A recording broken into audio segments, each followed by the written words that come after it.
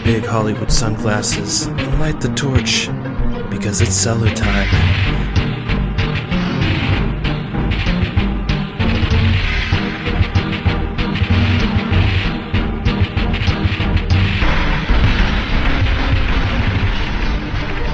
Welcome to the Crack Cellar.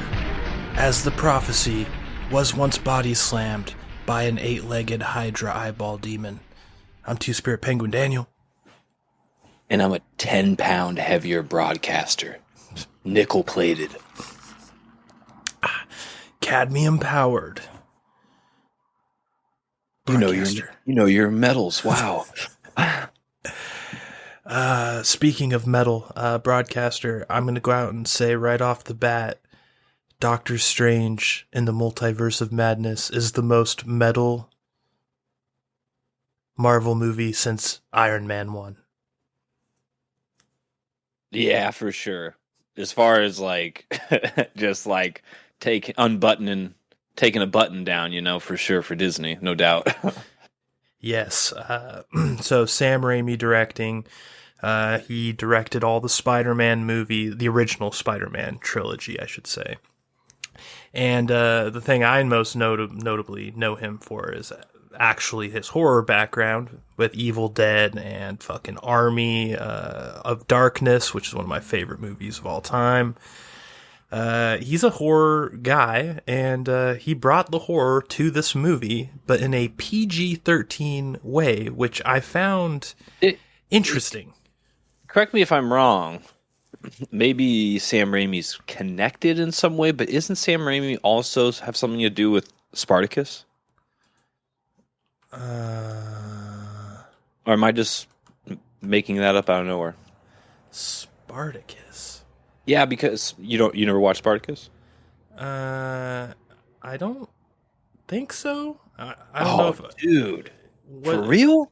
I'm not sure. I've you seen so know. many movies. You would know. It sounds vaguely it's a Showtime show. It went for 5. Oh, it's a TV show. 3 or 5 seasons, I forget. Okay.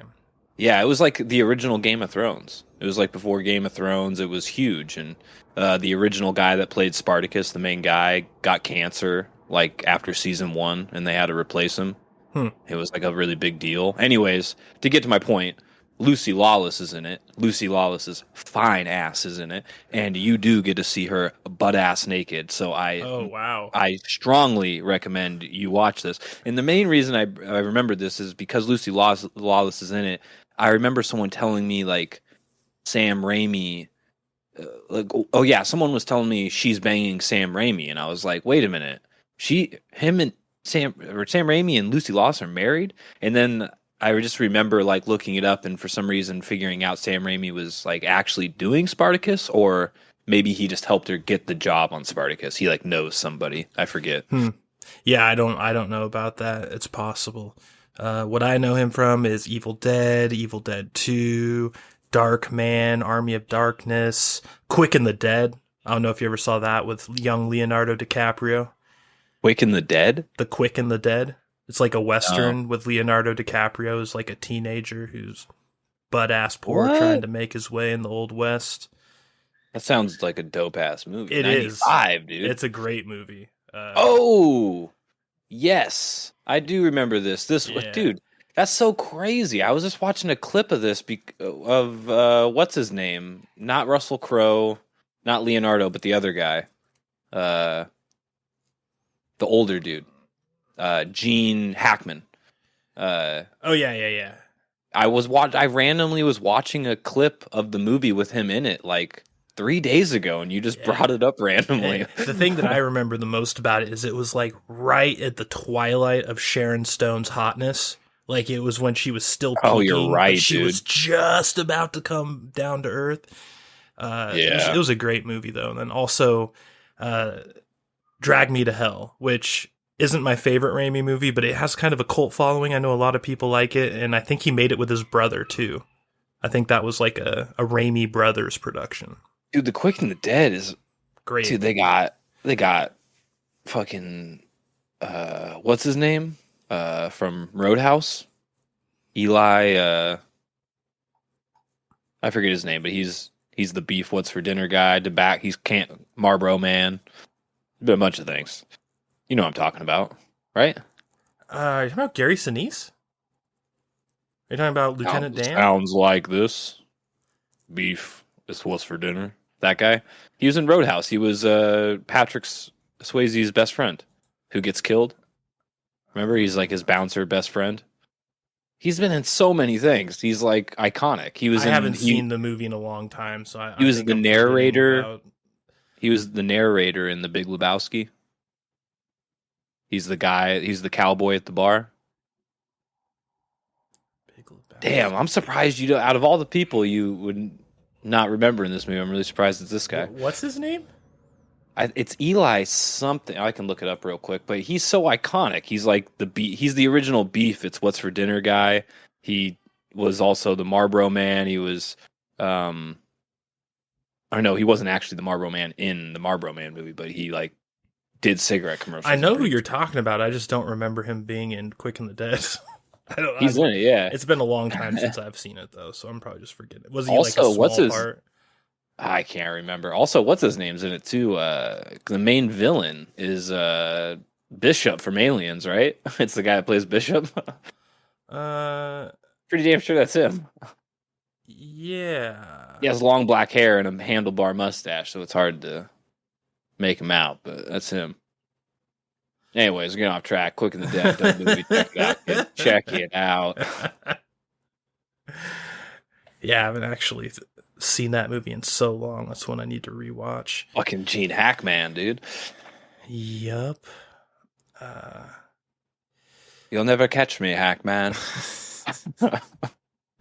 So this movie, it's a PG-13 Marvel horror movie. So what do you think about that in execution without going into spoilers? You think they like did a good job? Think they should have went hard R instead? I'm really surprised. To answer the question, I think they did pretty well. The whole time I was watching, like, don't get me wrong, the movie's filled with cringy shit. Don't get me wrong, like it has no short supply of moments where you're just like, God. But I think they felt more contractual in this movie. Like Sam had to check the box, because the movie was still good. There was just all those moments you expect from modern day television in the movie. But I think, that being said, the envelope was pushed for the PG-13 rating. I mean, they were snapping necks. They were showing people with being pierced. Like, they weren't actually showing puncturing or anything like that, but they showed, like, people, like, dying with arrows in them and severe burn marks. And, I mean, there was no real, like, blood splatter or anything, because obviously that's not going to happen with a PG-13 rating, but there was, like, I was still surprised to see the little blood there was. Like, they weren't, like, when they killed a certain somebody by snapping his neck, I was really surprised with how much of that they actually showed and how much they didn't just cut away to insinuate what happened. Because that's what I really expected from Disney to be like. That's straight up my favorite part of the movie too, by the way. Yeah, what you're talking about right now.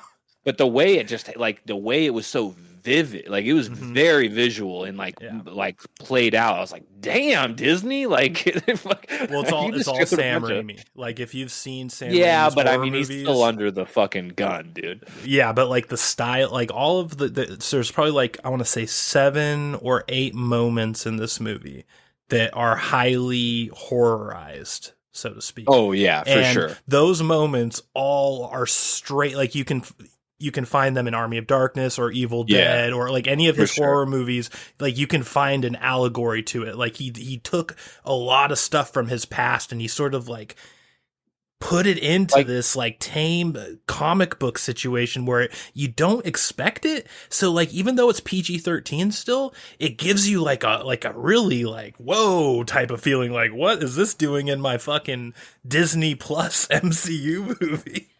Yeah. Well, the funny thing is I think they're slowly going to have to change their tune on this whole thing. Like, rather Disney's going to lose control of it. They're eventually just going to play it out and not want to do it anymore and let the license slip, which will be, of course, a lot further down the line. Or they're going to, like, because the audience is going to get older. Like, they're not going to continue to get people on the Marvel train. Eventually, it will dry up, and you're going to have the audience you have. And I think we're I think, already there. I think yeah, we Marvel is are kind of boomer there. shit now. I think it's already become Yeah, for boomer real. shit. So they kind of have to start get making older content, because Mhm. like eventually it's going to be too kiddie for even the youngest people in the audience. So Yeah. nonetheless,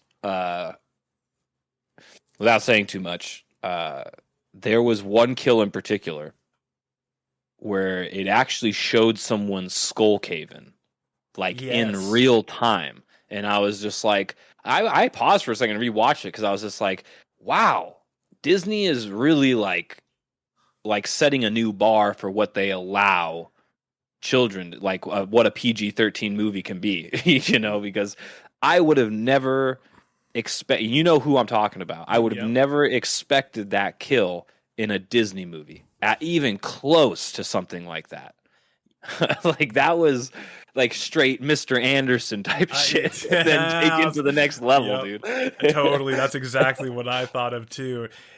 It's interesting. What if you don't have a mouth? I don't think Disney Plus really is pushing the envelope. I think it's more like Sam Raimi submarined this in because you remember there were massive reshoots to this movie. Do you remember that? We talked about it like a year and a half ago. Yeah, I It think was I right remember. after WandaVision came out. So like Yeah, after yeah. WandaVision came out, they decided randomly because of like the Me Too movement and all this like woman power shit happening that they wanted to rewrite the movie and focus much more on Wanda, who's in this movie as well with Doctor Strange. And without going into spoilers, we'll talk more about that later. I'm just curious what you think as to what were those reshoots for? Were those reshoots actually to rein in Sam Raimi? Because maybe this was a hard R, and the reshoots were to make it PG-13. Because, like Well, you I know said, for the a fact it wasn't feels planned. It wasn't planned to be hard R. That's it. I The 100% guarantee you tone, that. though, the tone feels Tone like an maybe. R-rated movie. That's why Yeah, I like kind of wonder, maybe. But yeah, it is an odd situation because like I feel like Sam Raimi was doing nothing and then out of nowhere they gave him a Marvel movie, which maybe it's coincidence, maybe it's not, but I look at Spider-Man No Way Home and I see them getting Toby Maguire. Is that his name? mm-hmm. Toby McGuire, uh, as Spider-Man, and he wasn't doing anything either. And Toby's set. He's actually a pretty smart dude. He's doing Yeah, pretty well. He doesn't need to act anymore. And to get him back as Spider-Man, I kind of like. I saw at first. I was like, "Well, that's really cool that he even wants to like put himself out there anymore." Because he was kind of a giant fucking meme on the internet for a long time, and now all of a sudden he's cool because fucking Tom Holland says he's cool, type of shit, So like I get where like why he would and would not want to do it, but the interesting part is that Toby and Sam are boys. They're very close. I'll bet they are. And I'm thinking maybe Toby played ball for Sam when he got offered the gig to be Spider-Man again because he was just like, well, I want Sam Raimi involved because I don't want to be Spider-Man without working with Sam, or something like that. Yeah, And I think that's kind of where Sam Raimi even got his foot in the door with Marvel. I think it was Toby because out of nowhere, now all of a sudden it's like Sam Raimi's doing Multiverse of Madness. It just seemed really odd to me. So right. Yeah, well, I like think you are kind of right. Like it might have been Sam, maybe just coming in, like just being coming in himself. hot. And he wasn't ready for Disney, Yeah. like or Disney wasn't ready for him.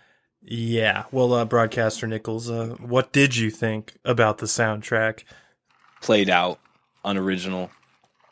It reminds me of like when everyone got sick of Hans Zimmerman doing Hans soundtracks in movies. Zimmerman. Like at one point he was the shit, and you were like that bass line, dude, that hook. You're just like you were waiting for it in every movie, you know.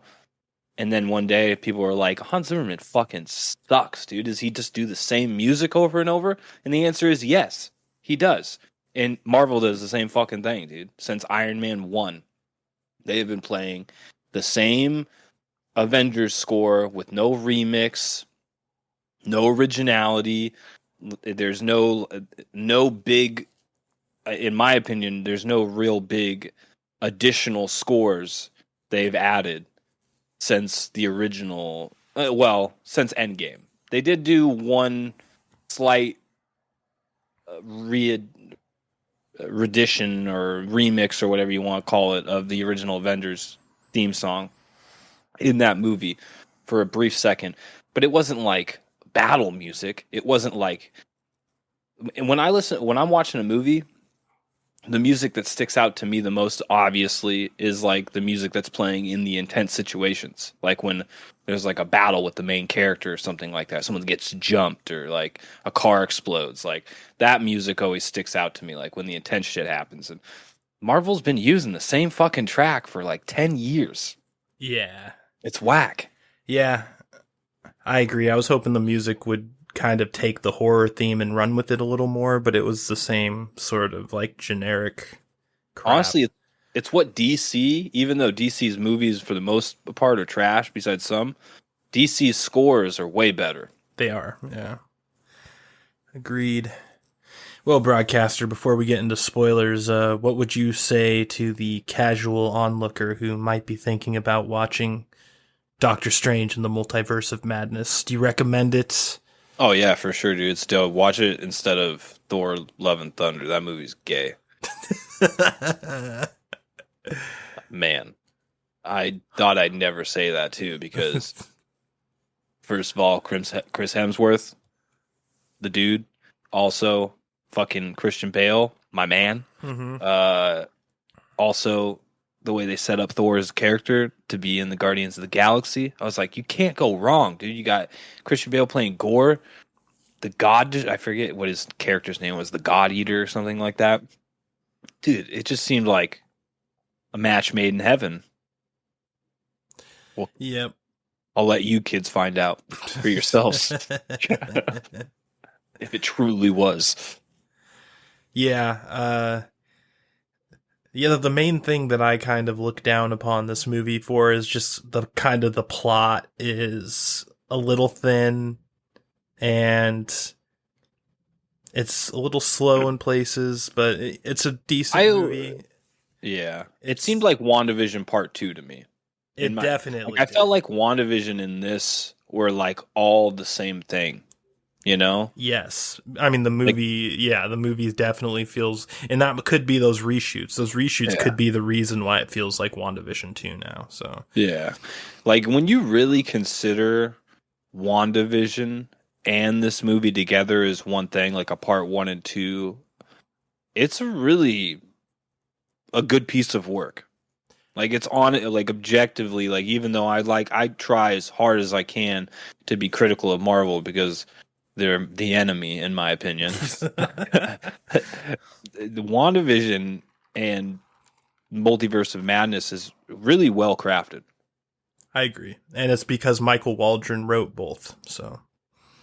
Makes sense. It definitely has a continuity that you don't often see going from like TV shows to movies, and like usually, like if you imagine the continuity between the original Stargate movie going into Stargate SG-1, same characters, but totally different tone, total just shift in the paradigm. Like there wasn't the same feel between the two. Yeah. With this, it's like literally Multiverse of Madness feels like it could have been season 2 of WandaVision. Honestly, I think it is. Like, I think like WandaVision is Wanda's part, right? Mm-hmm. And then Doctor Strange Multiverse is Doctor's part, like, but for the same story. You know, it's like totally. It's all. Yeah, it was really well done. Yeah, so if you watched WandaVision, I think this is probably a must watch. If you liked WandaVision and watched the whole thing, if you liked WandaVision, sorry to cut you off. If you really liked WandaVision and you like comics, you should go check out The Vision, a series by Tom King. It's like 9 issues long, and I'm pretty damn sure it's where they got the idea for WandaVision. It's a masterpiece comic. I'm telling you, it's like an absolutely out of this world storyline. Word. All right, Broadcaster, you ready to get into some spoilers? Yeah. I just want to say I was a little disappointed from the get-go because I really, really, really thought this movie was going to be about Doctor Strange fighting Cthulhu in like the dark dimension or something, you know what I mean? And it's mostly my own imagination, I guess, that led me to this conclusion. But the movie starts with this invisible eyeball monster that looks like something straight out of Lovecraft. It's very No, colorful and kind that's of not. cartoony. You're missing the first part. Well, okay, yeah. I mean the first part outside the dream, I guess. It's not a dream, dude. Okay, it was real. It was real. It was a different. It was an alternate universe. The whole point of this movie. Well, it's real as the movie gets. Yeah. Yeah, so I guess that's I come from into this movie with a little bit of disappointment because that's not what it ended up being. It ends up being Scarlet Witch is a bad guy now, and the That I loved.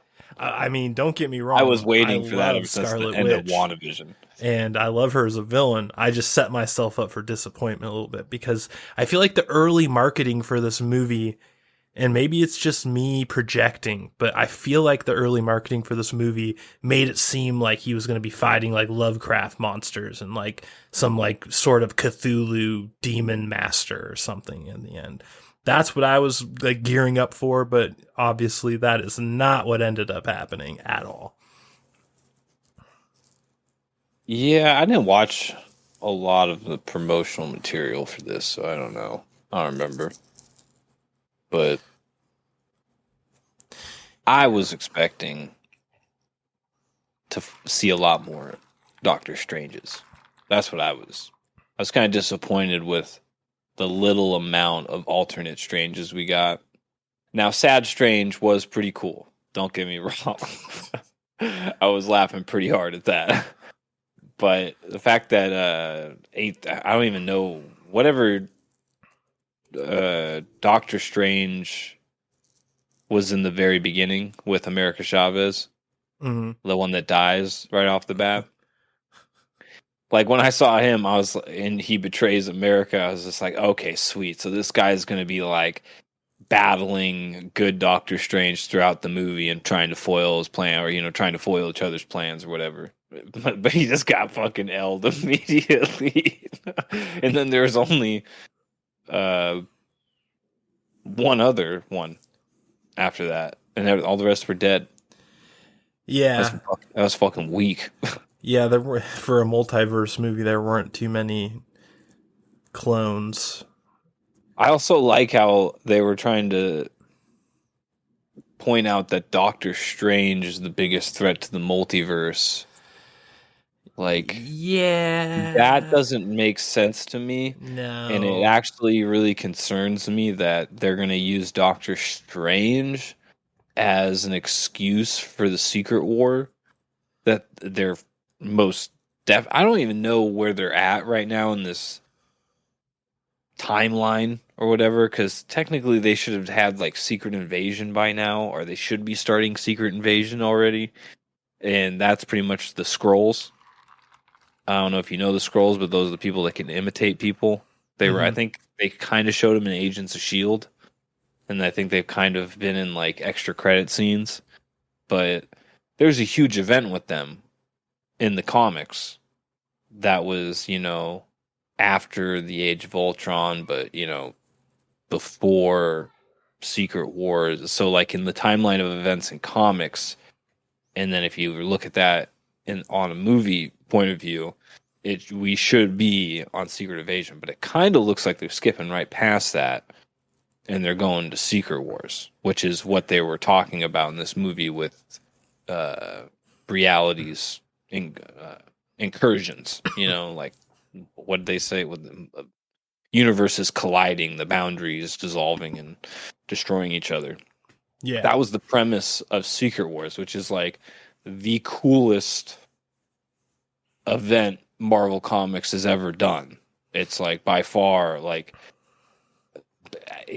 I can't think of the third part of Secret Wars, which is 2015, which is the modern Secret Wars. There was two other parts of Secret Wars that happened back, like way back in the day.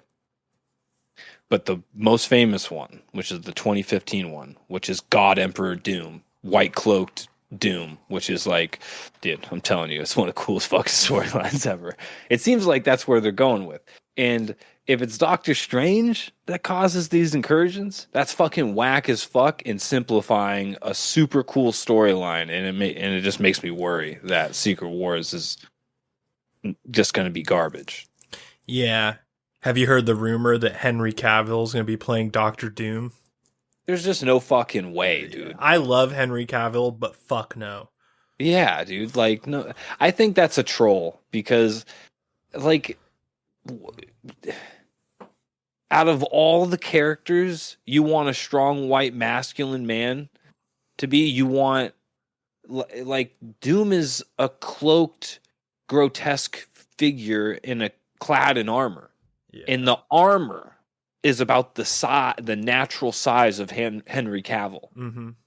So it just, like, stature wise, it just wouldn't make sense. No, I just don't know how they would turn Henry Cavill into Doom and it looked good. Yeah. Yeah, so getting into this sort of being like WandaVision Part 2, like the whole premise here is Scarlet Witch fell in love with her make-believe children she made in WandaVision, and somehow, I'm not quite clear how this works, but somehow she uses the Darkhold to look at all the other dimensions, and that these kids were somehow real in all of the other dimensions.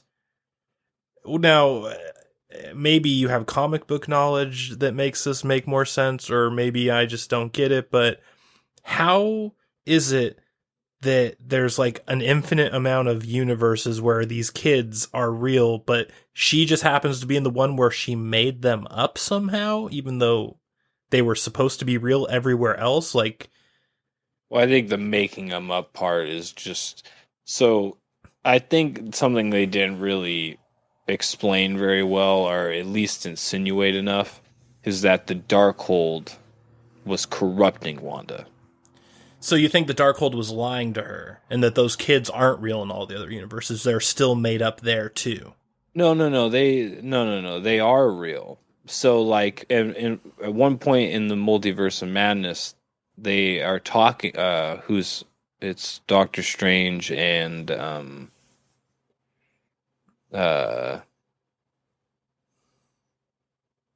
is it Mordo? It's somebody talking to him about the Book of Ashanti and the Darkhold, but nonetheless, it's other Doctor Strange. He's saying how the book exacts a toll not only on, the reality or whatever, but actually on the reader too. Mm-hmm. And I think what they were trying to say is that, like, back in WandaVision, because the Darkhold was under that town the whole time, inside the whatever that chick's Agnes Harkin or whatever, I don't remember her fucking name, but whatever her little crypt was, I think the Darkhold was there, right? That's originally where she found it at the end of WandaVision. I think that's what it was. Yeah. I can't remember.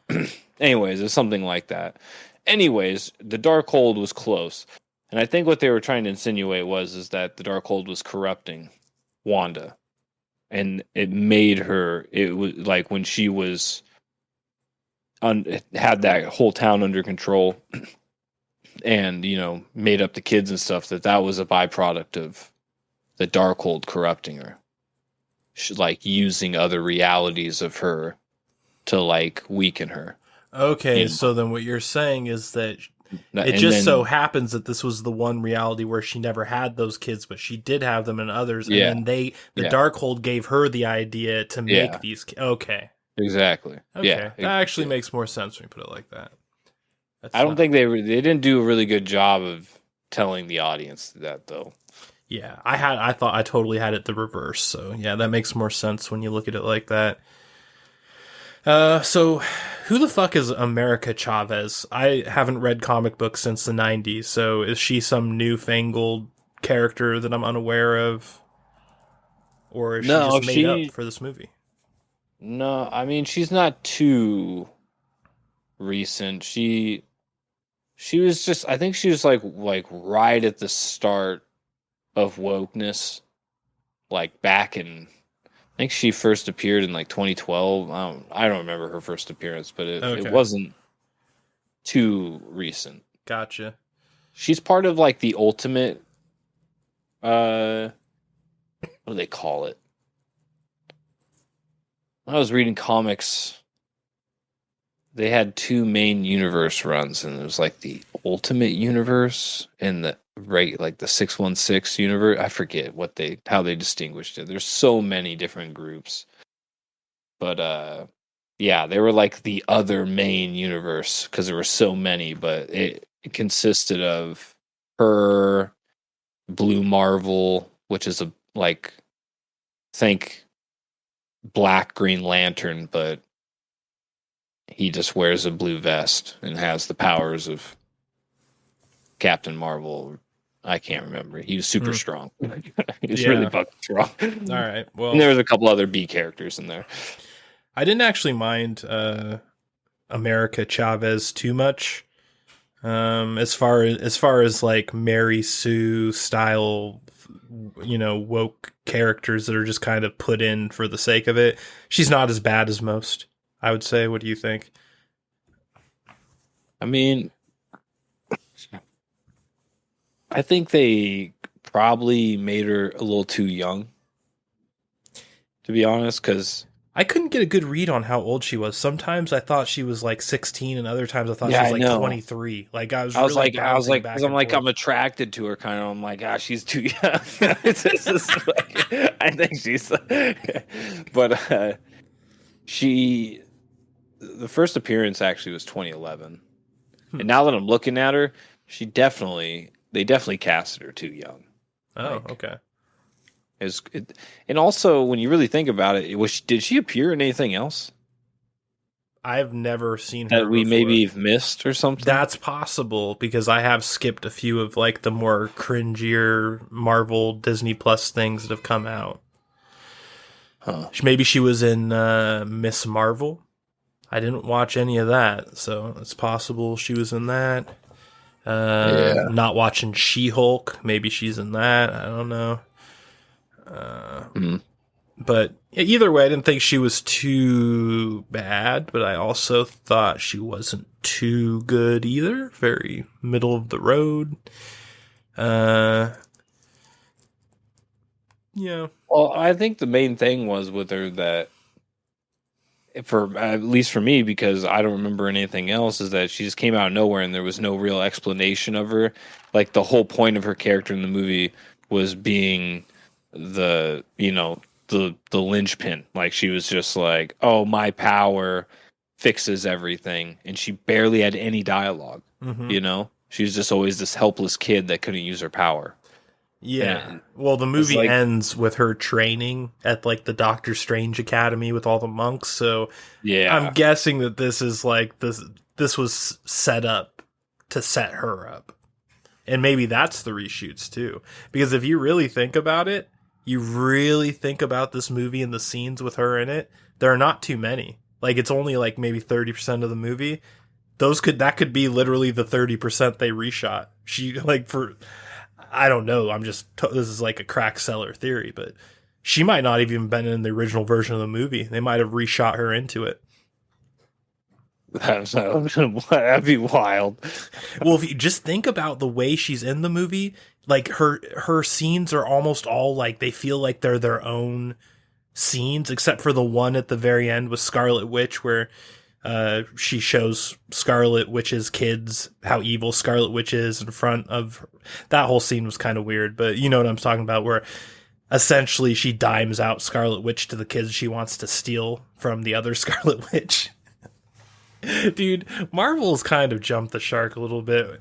I can't even describe these movies now without laughing at myself for how ridiculous they sound. Yeah. I mean, it's gonna. There's no way they're gonna finish. I can't even imagine them getting to Secret Wars and anyone giving a flying fuck.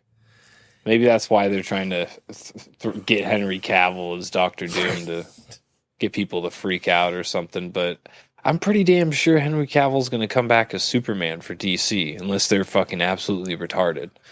So, yeah, well, I think can I say retarded? Yeah, the WB has been hostily taken over by based people, so apparently all the SJW shit is out in the DC universe, and basically Henry Cavill was getting shown the door because they were rebooting Superman as Black Superman. Remember that? And it was going to have it's so funny how incestuous the DC and the Marvel shit is now. They were going to have the guy from Black Panther be the Black Superman. Michael P. Jordan or whatever.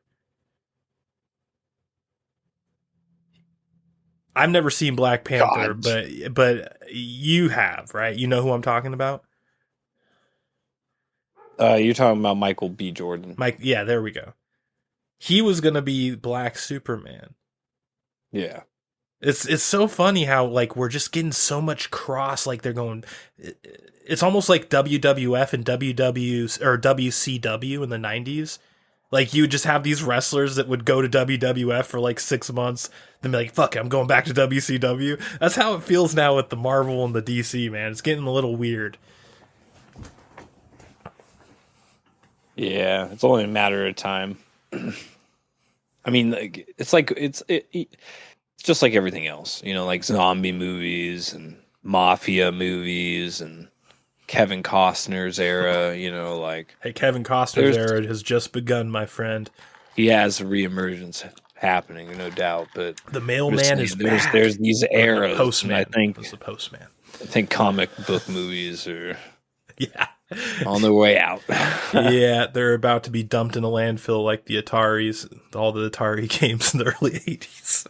It's like Joe Rogan when he asked Robert Downey Jr. He's like, "Would you ever play Iron Man again?" He's just like, "Nah, man. I mean, you wouldn't want me to be Iron Man. Wouldn't that be kind of lame to put the jersey back on after I said I was done?" And he's just like, "No. So this is what's gonna happen. They're gonna make 2-3 mediocre Avengers without you, and then they're gonna get you, and one's gonna be amazing." And I was just like, there's no hope for this damn universe. Like without the OG people, it's just done. It's over. Yeah. They really did act too soon by getting like actually killing off all the dope ass characters. Because what are they gonna do? Like they're not gonna have Iron Man for Secret Wars? That's gay. What are they? They're not gonna. I mean, if I'm really thinking, who have the coolest scenes in Secret Wars? Doom, Reed Richards, Spider-Man. So Jim from The Office is Mr. Fantastic, huh? What Reed the hell? Richards, yeah. What? Okay, so did I miss something, or is that brand new in this movie? That is actually like a fan petitioning coming true. That's what I felt like. When I saw him, I'm like, you know what? I don't mind it. He does kind of have the right look, but there's something fishy here. It doesn't feel organic. And when you just said that it was a fan petition come to life, it totally makes sense.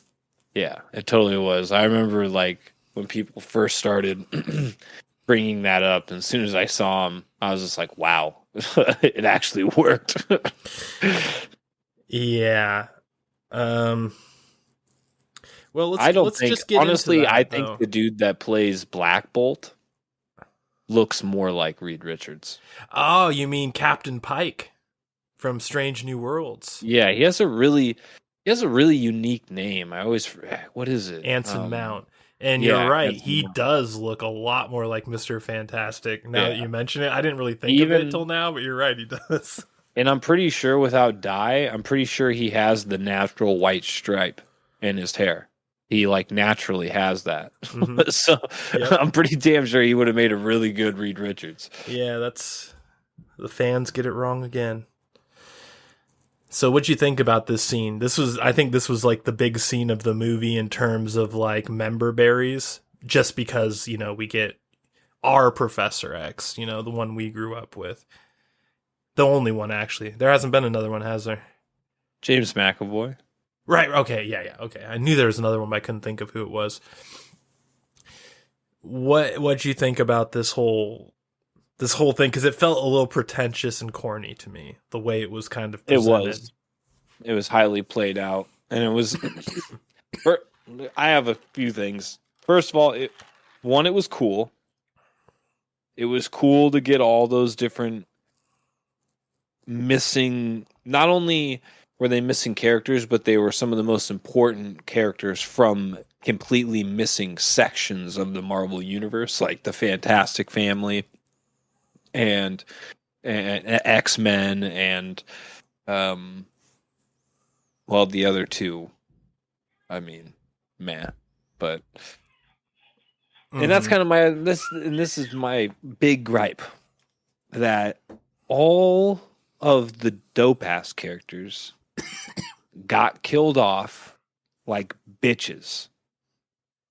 And the two characters that got cool fight scenes were the lamest no-name characters that no one wants to see. But guess what? They were female, and one was a person of color. Yeah. And it's like, get the fuck out of here. Are you kidding me? I'm going to get a Captain Britain versus Scarlet Witch fight because it's woman power instead of Fantastic getting a few punches in, or fucking... I mean, don't get me wrong. The Black Bolt kill was dope. That was super cool. But he is like insanely powerful. Like he's one of the most. I think he's like an Omega level threat on the power scale in comics. Yeah. So the fact that they just killed him off so quickly and didn't even give him a couple licks on Scarlet. Are you kidding me? That's fucking whack. All we got was fucking two females fighting Scarlet Witch, and it was just a bunch of punches. Like, dude, second of all, Captain Marvel's powers are lame. Yeah. They're not inspiring. They're just like, what? It's just lame, light CGI. Captain Britain can suck my balls too. At least she's hot. Granted, but it's either way, like it was so transparent. They're like, oh, let's one shot the dudes and let's have this big scene time and this might be another one of those reshoots. Can you imagine if originally it was the other way around, but they're like, nah, we can't do this, and this is one of the scenes they reshot to have the fucking woman be the heroes of the scene. It was a lame fight. The cringiest line of the movie, I think, was when the Captain Marvel said, "Get out of my universe," or whatever. It was they were totally trying to channel Ellen Ripley energy, but it just came off so pathetic. Yeah. Here's something. I'm going to fix this whole scene for Disney here real quick. Get rid of all those characters besides Reed Richards, okay? And get his family in there. Get the whole Reed family, or the Richards family, the Fantastic Four. Maybe get the Thing and Johnny Flame. Why not? Well, yeah, because that's what's her name's brother, so like he's kind of part of the family, I guess. Anyways, you get what I'm saying. Yeah. And if anybody, the comic book readers out there, know of Reed and I think it's Valeria. I think that's her name, Valeria Richards. Anyways, their kid, Franklin, is an Omega level threat when he's like out of the womb. I think he was an Omega level threat in the womb. Okay. This guy literally crafts realities. Like at the end of the Secret Wars, without too much context here, at the end of the comic book Secret Wars, it ends with a future a future Franklin Richards all grown up, with this other character that can literally hold any matter in his hands. His name's Dragon, and he's so powerful he can hold like any form of matter in existence. So Franklin Richards is literally since Secret Wars destroyed all the universes, and there was nothing left, and there was just one little pocket of reality left where all this incursion of reality happens. This is the basis of Secret Wars. At the very end, to fix this, Franklin is crafting pocket realities, giving them to Dragon, and Dragon is throwing them like baseballs into the void of space, into the That's pretty cool, and making new realities. And so, just that's just to give you some context of how powerful Franklin is, and he was capable of doing that right outside the womb. So how about we just get rid of all those losers, right? And actually have a proper fight with the Fantastic Four versus Omega level Scarlet Witch. And there's a dope ass fight. And then fucking Franklin just freaks out as a kid and cries and just boots everybody out of his reality. Like that would have been cool. That's way too cool for Disney of 2022. Like that's just too much to ask for, unfortunately. That's too much white power, though, too, because that whole family's white, and they don't want the fucking whole white family. Yeah, yeah. Well, I get it, dude. I can't wait. Was not too impressed with that council. I was not impressed with Mordo being the Sorcerer Supreme, being like Brother Mordo, whiny bitch, and like the whole scene with Doc Strange kind of antagonizing him into giving his vote, quote unquote, early and turning into a fight. Super lame. The all the lines with Professor Xavier in the real world were super lame. Him like, as soon as everyone else like, okay, you really, actually, I'm on your side, and you got to teach the girl. You got to be her mentor. And I'm just like, oh, fucking Christ.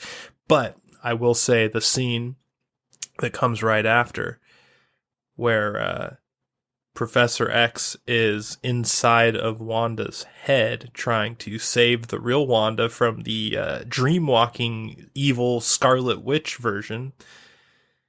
I fucking loved the fuck out of that scene. It was like one of those weird like white wall scenes where everything's whited out except for the objects. Like there's just this door in the middle of a white space, and you go through and there's war rubble, and Wanda's reaching her hand out and he's like trying to pull her out, and you just see this red evil cloud coming from behind, and Xavier like senses it, and then fucking Wanda just comes out of the cloud, grabs his neck and snaps his neck in like one of the coolest, like that scene doesn't even snap it. She like tears it almost off. Straight up, dude. It was so graphic, and like this is where the movie really pushed the PG-13 rating in my eyes to the wall, because you don't see kills like that in PG-13 movies. You just don't. I was racking my brain trying to think of any PG-13 movie I've seen in my entire life that had a kill that graphic, and I could not think of one. I think the Black really Bolt one's hardcore. More graphic, to be honest. I don't know. Because they actually like too. show a skull getting caved in. Well, they don't show the skull. It's under his mask. So it's still indents. It's like I agree. And there's little blood that oozes out. I agree with you that one also pushes it, but I think the one that I'm talking about pushes it a little bit more because there's no mask. It's in your face. There's nothing covering anything up. It is what it is. It is Scarlet Witch tearing somebody's head off, basically. And not only is it somebody, it's fucking Professor X. And when she comes out, and this is a lot of other scenes are like this too, when she comes out of that cloud, she looks like a fucking evil zombie version of herself. Yeah, that's actually the Scarlet Witch. Yeah.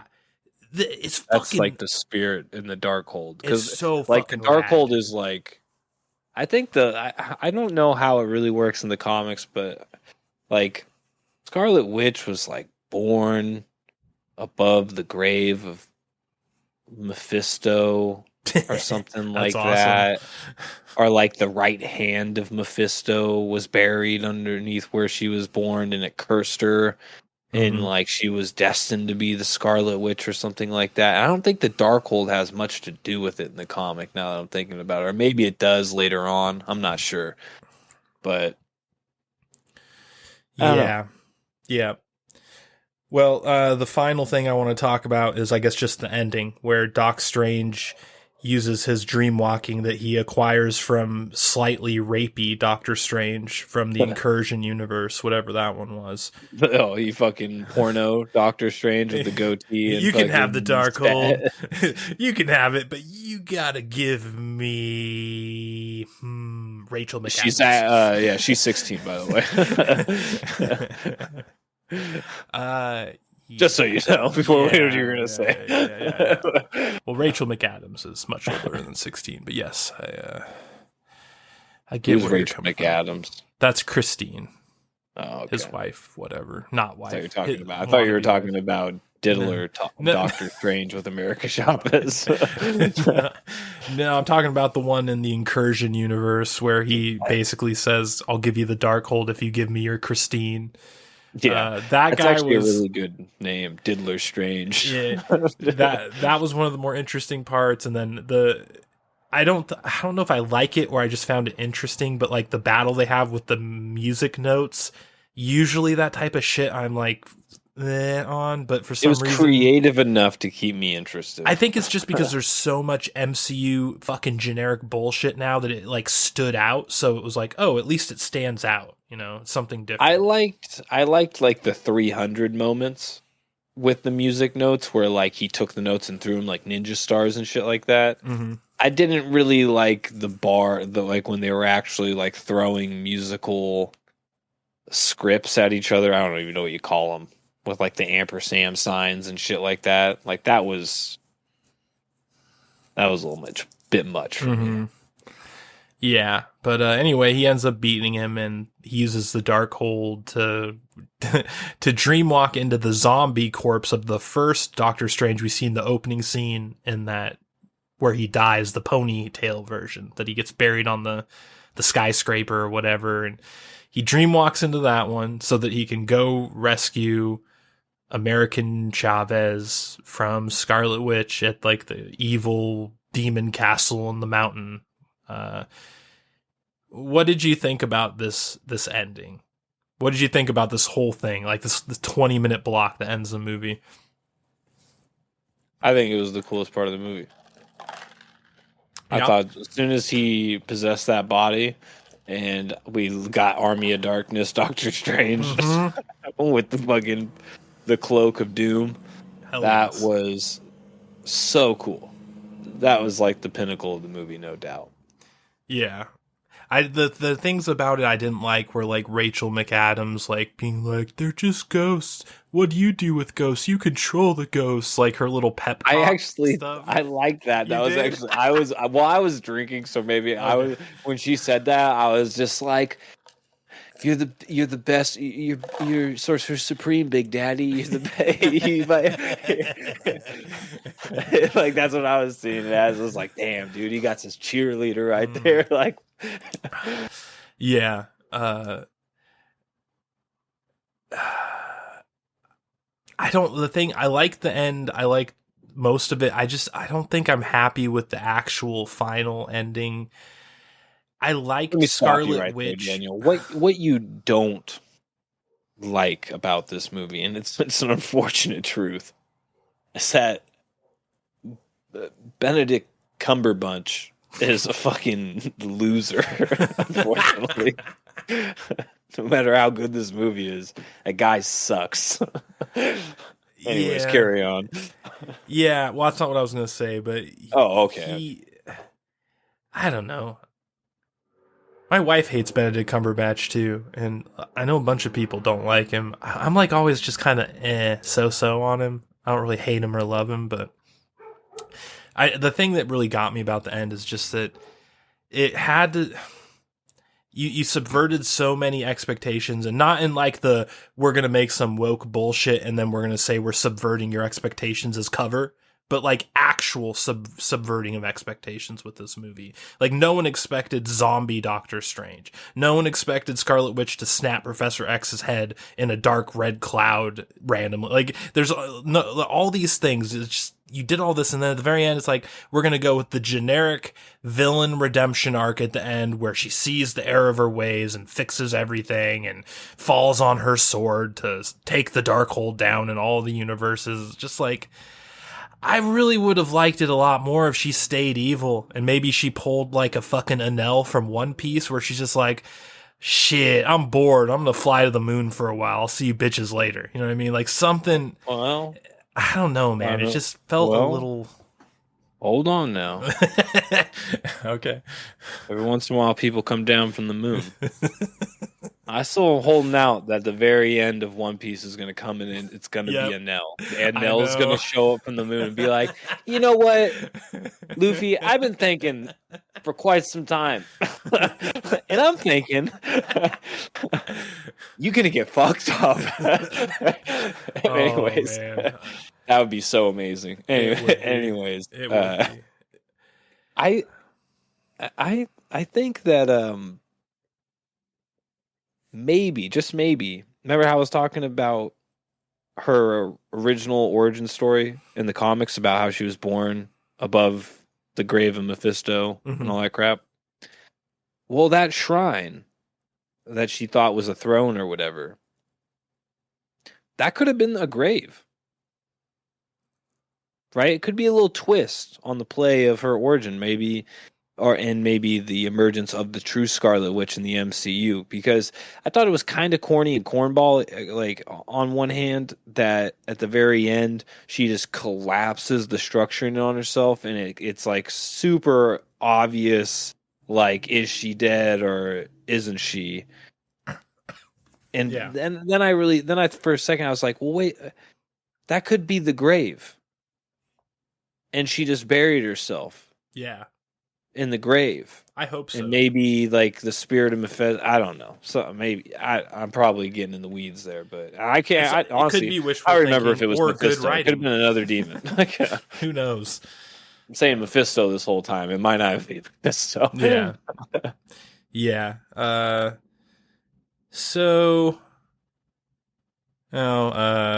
American Chavez rescues Doc Strange and Christine from the Incursion universe, and it's like a happily ever after ending, I guess. That bothered me. I think that really took the movie down a notch for me personally. I hate endings like that. Yeah. Then the post-credit scene, which confused me, and I'm assuming you can tell me about this. Fucking the Fourth Reich girl from The Boys shows up. She is. I'm so glad. Why did you say that? That was my joke. You took it. She shows up looking like an X-Men character. Vaguely looks like an X-Men.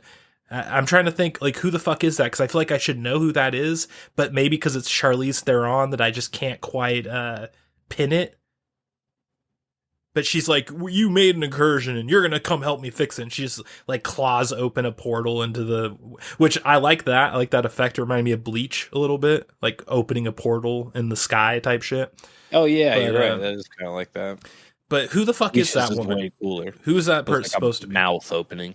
Yeah. Yeah. I don't know, to be honest. Okay, so then I'm not just. But I will say that the dimension she ripped open looked like the Dormammu's dimension. Yeah. From the first movie. It did. So maybe she is an I'm thinking rather she's an alternate reality Sorcerer Supreme, because there are other Sorcerer Supremes out there that aren't Doctor Strange. Right. That's for sure. So I just wasn't sure if it was a character that existed that you knew of from comic books. No. Because you have like extensive knowledge of like the comic book era I did not participate in, so I wasn't sure if maybe you knew from that. Yeah. So sounds like she's an obscure character either way. Interesting. She could be she could be a character I know of, but she just looks completely different, or I don't remember. I'm not sure. I didn't look at the credits to see who she was. She wasn't in the credits. I looked.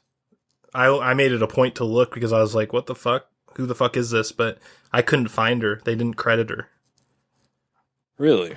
Either that or I missed it twice because I looked twice. I couldn't see it, but. Let's see here. Who is this bitch plan? She looks like hold up. Wait a minute.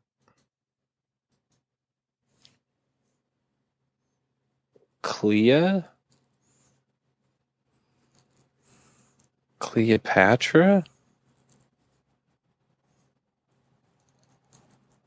Is that what it's short for? Yeah, I think. Oh, I think she was also in.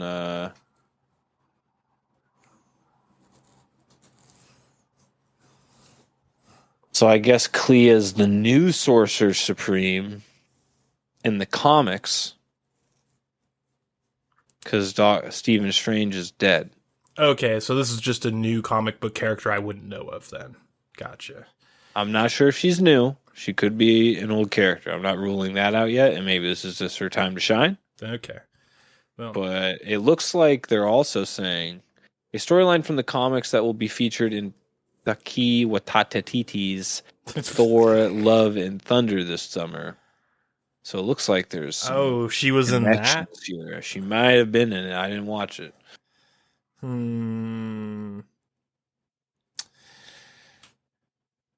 Well, broadcaster, as you know, here in the Crack Cellar, we have a official patented Ghostbusters rating system that we use to review all of our dark, shadowy reviews. On that system, what would you rate the Multiverse of Madness?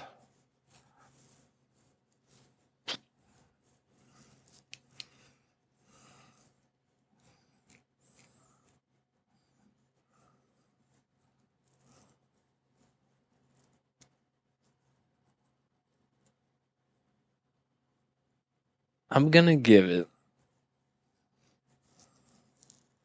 minimum wage gozer. And it's only because it was a solid premise. Obviously, the writing was there. The director did all he could. I can tell. But everything that was ham-fisted in the movie has already been ham-fisted so many fucking times in so many movies. It's just like, at what point are we going to cut this shit out? Like, we don't need 5 female on female fight scenes in the movie just because, you know, we need female fight scenes. Duh. It's like, no, we don't. Yeah. Females only want female on female fight scenes. All right. Look up the female UFC ratings. Okay. Viewership ratings. Okay. I'm just saying. I'll just look at the WNBA ratings. Women watch the WNBA. It's all cucked men that watch it, and the few that do. People watch action movies and superhero and supernatural shit to see fucking dope fucking shit happen. They want to see dudes lift fucking mountains and fucking shoot energy blasts and have lasers come out of their fucking eyes, and it looked believable. Yeah. Somewhat, you know? Mm-hmm. So yeah, I think it's just, and it's not like, I'm not saying the movie was filled with that type of shit, but it's things of that nature that honestly is the only thing that's wrong with this movie. I think, you know, other than that, I mean, there's some, like I brought up, you know, with instead of having those other characters, just bring in the Fantastic Four, you know, there's things like that, but I wouldn't really bring it down. That's just a personal choice. I still think their characters that and ultimately got killed off were dope characters to bring in, especially Black Bolt. Black Bolt really got kind of a bad take because he got in. He had or Anson Mount got a bad take because all he got was that dumbass fucking Inhumans show. So it was cool to see him have some screen time in this movie. Nonetheless. Yeah, that scene where it shows him killing their version of Doctor Strange after Thanos dies, where he's just like, I'm sorry. Yeah. That was really fucking cool. There are a lot of really cool scenes in this movie, but then there's just a bunch of uneven dreck filling it out. It's a tough one to kind of review because I really like the movie, but it's so flawed. It's like when at the very end when the remedy to stopping Scarlet Witch's rampage was just America Chavez punching a hole into the reality she was trying to get to the whole time, and having the kids see her evil form and freak out. It was so That was like the worst that part was of the one of the movie. most ham-fisted things, you know. It's like, really? Like, this is what takes the villain off the edge? Like, this is so obvious. Like, I feel like this should have been obvious to the villain to begin with. She was already at a point of such villainy that this didn't matter to her anymore. She was still gonna complete her mission. You know? I think this ending almost ruined the movie. It really was a horrible ending, and it kind of squandered everything that was built up leading up to it. Because they really were building the Scarlet Witch up into being like one of my favorite MCU villains so far. Yeah, for the entire run. Like, you talk about like people, oh, you just hate women. Like, a lot of people will say that when you like talk shit about She-Hulk or insert some woke BS here. Okay, well then explain why I fucking love Scarlet Witch then. Oh, it's because she was well written, awesome fucking character. Yeah. Fucking just coming out of red clouds like the Cloud of Darkness from FF3 and just snapping people's necks. Like, that is what I want.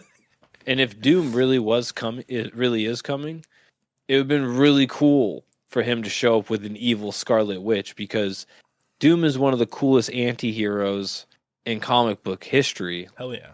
Let alone Marvel Comics. And he is he uses sorcery almost on the same level as the Sorcerer Supreme. Like, he's good at it. So how much more psyched would you be right now if instead of Clea, Dr. Doom showed up? Think about, this is the only reason why I think Henry Cavill would be a cool Doom, because imagine Henry Cavill just screaming molecular shield while fucking Scarlet Witch just gets disintegrated. Molecular shield. Yeah. And on that note, I'm going to give this a burnt marshmallow, man. A very, very blackened, charred, crispy Stay Puffed. I just loved the good parts of this movie enough to where it lets me outweigh the bad parts a little bit. And there are a bunch of bad parts. This is not a perfect movie at all. I can't believe you're giving it a fucking B, dude. Because I'm giving it an A. You gave it a B. Oh, I get it backwards? Oh, I thought Gozer was an A.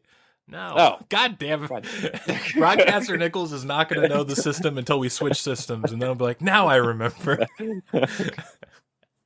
I wanted to give it an A. All right, well, I'm giving it a Stay Puft then. That's funny. Minimum wage Stay Puft. I wonder how, so like this kind of delegitimizes every ranking you gave in this year. So like we don't even know if your rankings are legit, like if you meant to give it. And that is the crack journalism you get here on the Crack Cellar, ladies and gentlemen. Dude, any real fan would translate. They would understand every time. They were like, this guy is retarded, and I will dedicate my life to understand his retardation. And I thank you, you viewers out there, doing exactly that. Yeah.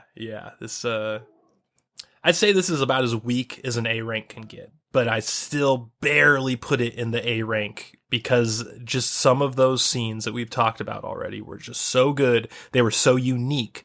Like, and when you think about the drudgery at this point of watching a Marvel movie, we're like 50 Marvel movies deep now. They've gotten so monotonous in a lot of ways. And this just comes out of left field with some shit you would never expected and pushes the boundaries of the PG-13 rating in ways I don't think I've ever seen in my life. So for that, I'm gonna let it sneak in as an A minus. And with that, we will close out. Did you hear about Brie Larson? Oh, yeah.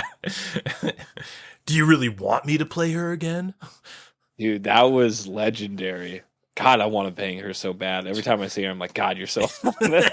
I hate you. You're making my dick harder just because of how sassy you are. Like, but she's such a bitch, dude. Like, go it's back crazy. and go back and rewatch Scott Pilgrim versus the World. Oh, I know.